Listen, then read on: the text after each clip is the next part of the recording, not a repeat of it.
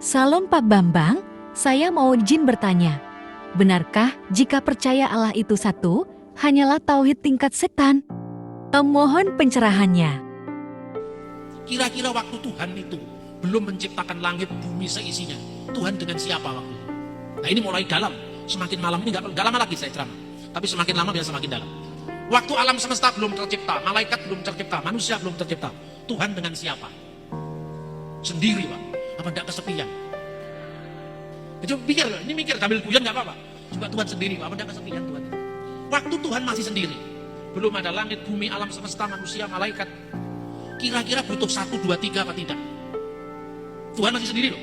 Alam belum ada, manusia belum ada, malaikat belum ada. Kira-kira butuh apa enggak? Aku yang Maha Esa, ngomong sama siapa yang lain belum ada. Ngerti nggak maksud saya? Penting apa enggak kata sah? Enggak penting, karena waktu itu belum ada manusia. Ya toh? Belum ada malaikat yang dituntut untuk menyembah puja. Belum ada manusia yang dituntut untuk berkomitmen kepadanya. Maka Maha Esa enggak penting. Ya toh? Karena belum ada yang lain. Adanya satu Esa, itu karena ada dua. Begitu Tuhan menciptakan malaikat, baru ada aku Tuhan dan ada kamu malaikat. Malaikatnya lebih dari satu, ada aku dan ada kalian.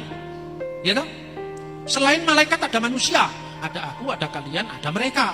Jadi aku, kalian, kamu, mereka itu setelah ada kejamaan. Sebelum itu belum perlu kata ada. Kata sah itu tidak perlu. 1, 2, 3 Pak Gendut naik udah tidak perlu itu, karena belum ada yang lain. Pertanyaan kedua, kira-kira kata aku perlu apa tidak? Perlu untuk apa? Cuma ada Tuhan. Adanya aku kan setelah ada yang lain. Maka ada satu Tuhan aku, ada yang lain Adam kamu.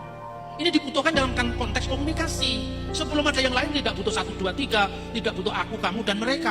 Inilah misteri Tuhan sebelum segala sesuatu ada. Nah, apa pertanyaannya? Lebih dahulu mana? Maha hadir atau Maha Esa? Omnipresent, Maha hadir. Tapi Esa 1, 2, 3 itu soal komitmen. Makanya kalau sekedar Tuhan itu Esa, setan juga bisa. Jadi jangan terlalu bangga dengan Tuhan Esa, Tuhan Esa. Yakobus pasal 2:19. Kamu percaya Allah itu satu, itu baik, bukan jelek, itu baik.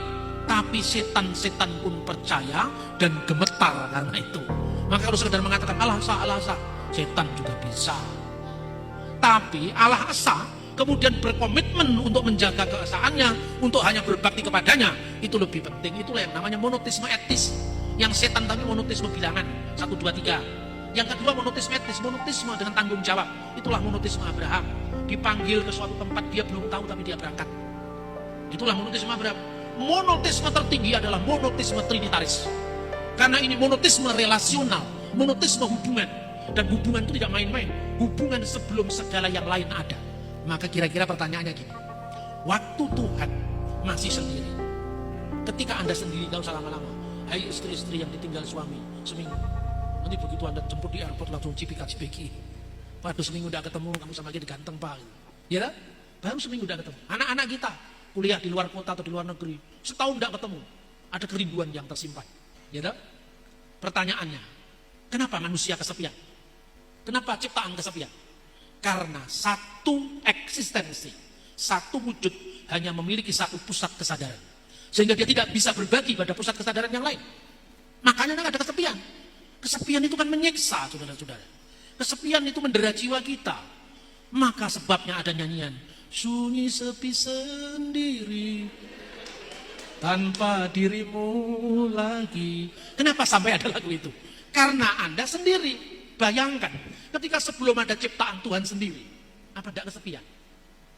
Kalau Tuhan sama dengan manusia, pribadinya terbatas, dia pasti kesepian. Dan kesepian itu bukan sifatnya Tuhan. Tetapi karena satu ousia tadi memiliki lebih dari satu hipostasis, satu ousia itu lebih dari memiliki satu pribadi, pusat kesadaran, maka tidak ada kesepian dalam Tuhan.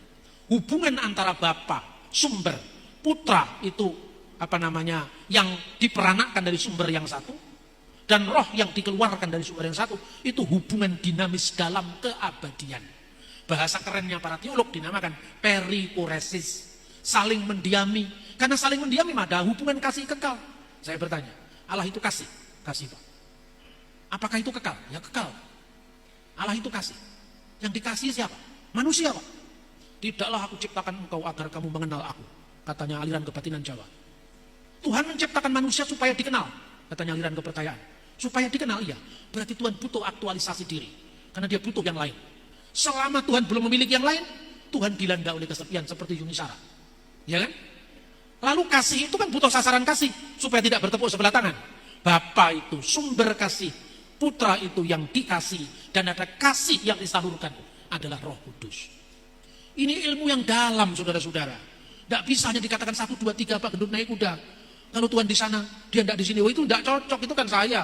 Saya sekarang di Makassar, maka saya tidak ada di Jakarta. Tapi kalau Tuhan sekarang ada di sini, apa Tuhan tidak ada di sana? Tuhan, kami sudah berkumpul ini lebih daripada 100 orang.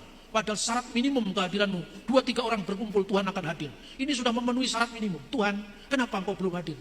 Saya masih ada sibuk di New York.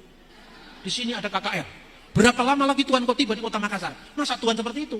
Dia di sini, dia juga di sana. Dia ada di mana-mana. Lain kalau manusia, aku di sini, engkau di sana. Tidak sama. Oke, salam. Oke Pak Bambang, penjelasan Anda sangat mencerahkan dan menguatkan iman kami. Terima kasih, Tuhan Yesus memberkati.